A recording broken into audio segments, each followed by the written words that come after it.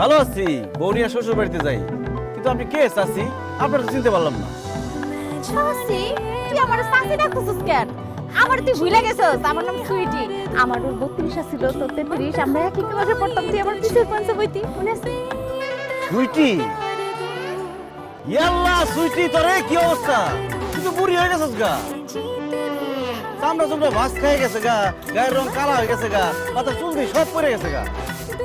আমার বয়স কি কম হয়েছে? তার মধ্যে আমি মায়া মানুষ না, মায়া মানুষ বড় হয় তাড়াতাড়ি, বুড়া হয় তাড়াতাড়ি। তারপরও তুই একটু বেশি বুড়ি হয়ে গেছিস।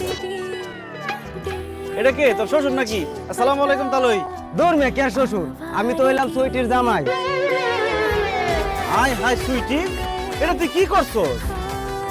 আমাকে লগে যখন পড়তি কত সুন্দর আছিলি, এটা কি বিয়ে করছস? পুরা সুশাম। আমি কি আর বিয়ে করছি রে ভাই?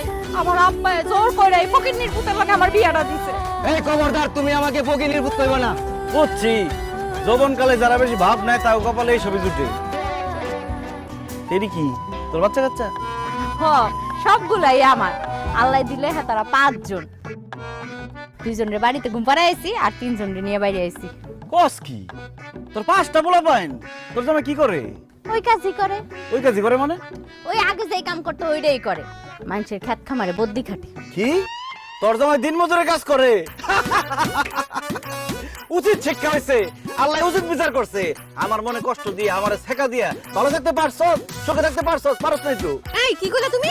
তোমারে শেখা দিছে মানে? এই বুড়া মহিলার লগে তোমার কি সম্পর্ক ছিল? আরে না, কি এর সম্পর্ক?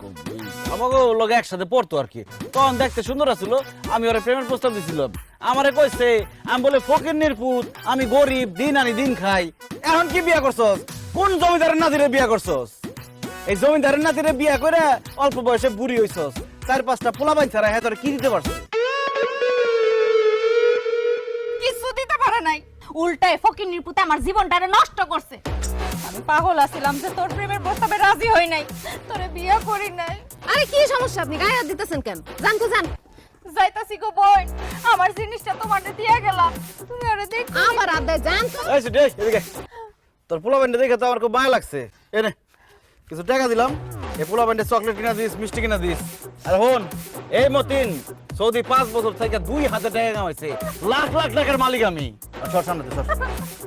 যাই বোন, তোমারে তো দিয়ে গেলাম। জান জান। ওই দেখছস, এই হলো আমার প্রাক্তন প্রেমিক, এই লিগাই তোর আমার দেখতে ইচ্ছা করে ও না। প্রেম করছো, আজকে বাড়িতে আইও, বুঝাইতাছি মজা। কি বুঝাবি? কি বুঝাবি? এই কবে তো গাল দিবি না, এই গাল দিবি না, এই গাল দিবি না। এই, তোমার কত বড় সাহস? তুমি বিয়ার আগে আরেক মায়ের সাথে প্রেম করতেছিস, এই কথা আমার কও নাই কেন? হ্যালো আনা মজদুন, আমি কি পাগল? বিয়ার আগে আরেক মেয়ের লগে প্রেম করতে চাই, সেটা বউরে কয়ে বউরাতে মার খাই।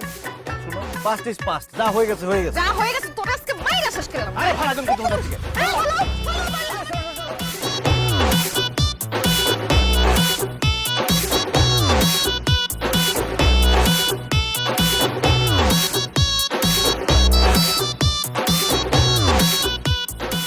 আম্মা জান, আম্মা কই সবাই?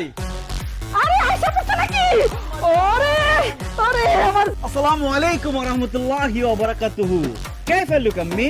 জামাই বাবাজি, এই যে সালাম দিছো এটা বুঝছি, ওয়ালাইকুম আসসালাম, কিন্তু এরপরে এটা কি কইলা? ওই যে কুয়ার মধ্যে কে ফাল পাচ্ছে আর শালুক কুড়াইছে কে? আরে আম্মা জান, কুয়ার মধ্যে কেউ ফাল দেয় নাই, কেউ শালুক করে নাই। আমি আপনাকে জিজ্ঞেস করছি কাইফা লুক আম্মি, মানে আম্মা আপনি কেমন আছেন? আরবিতে বলছো? আমি ভালো আছি বাবা, আর তোমারে দেখে আমার পারুলের দিকে আরো ভালো লাগতেছে আমার। ওয়াল্লা, এগুলি কি করছো? এত জিনিস, এত কিছু নিয়ে আসছো কেন? শ্বশুর বাড়িতে এত কিছু আনা লাগে বাবাজি? আম্মা, আমি তারে কতবার করে বলছি আম্মা একটু পান খায় আর একটু মিষ্টি জিনিস খায়, পান সুপারি আর মিষ্টি নিয়ে যাও না। সে বাজার পুরাটাই ব্যারের মধ্যে তুইলা নিয়ে আয় পড়ছে। আনুম না কেন কোন আম্মা? আমি সৌদির বাদশা মোহাম্মদ বিন সালমানের কোম্পানিতে চাকরি করি। সৌদির রাজা বাদশার সাথে আমার উঠা বসা। আমি শ্বশুর বাড়িতে কম জিনিসপত্র নিয়ে আসতে পারি কোন আম্মা? না না না, একদম না।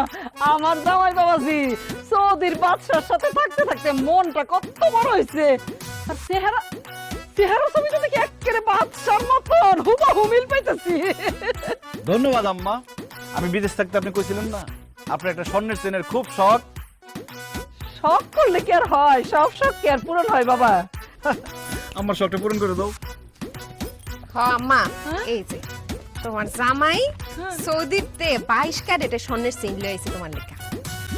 এই সেন আমার লাগে আনছে। আরে শুধু চেইন না, সাবান, শ্যাম্পু, সুনু, পাউডার, জায়নামাজ, তসবি, এমনকি 2টা সেন্টও তোমার লেগে নিয়ে আইছে। চুলের কলমের কথাটা বলে দিতে পারলি না। আচ্ছা থাক লাগবো না, কত কিছু আনছে। আমার জামাই বাবাজির মন একেবারে সৌদির বাদশার মতন অনেক বড়। ধন্যবাদ আম্মা, আপনি সুন্দরভাবে দেখছেন তাই সুন্দর লাগছে।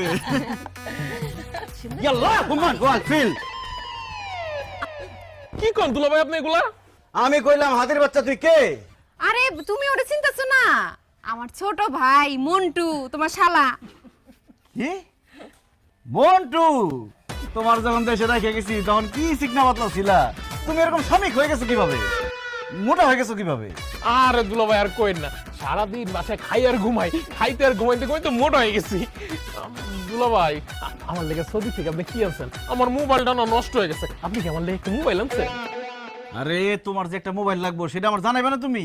আমি তো আমার বোনের লেগে একটা টাচ মোবাইল নিয়ে আসছি, আমার সময় একটা নিয়ে আসতে পারতাম না? ইমো তো জানাই দিবা না তুমি?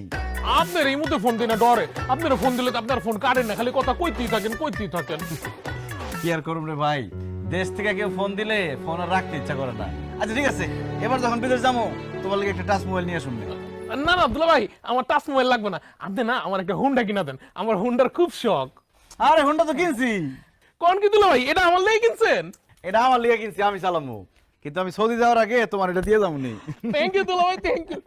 আচ্ছা জামাই চলো ঘরের ভিতরে চলো, আজকে তোমার পছন্দ মতো সব রান্না আমি নিজের হাতে করবো। চলেন।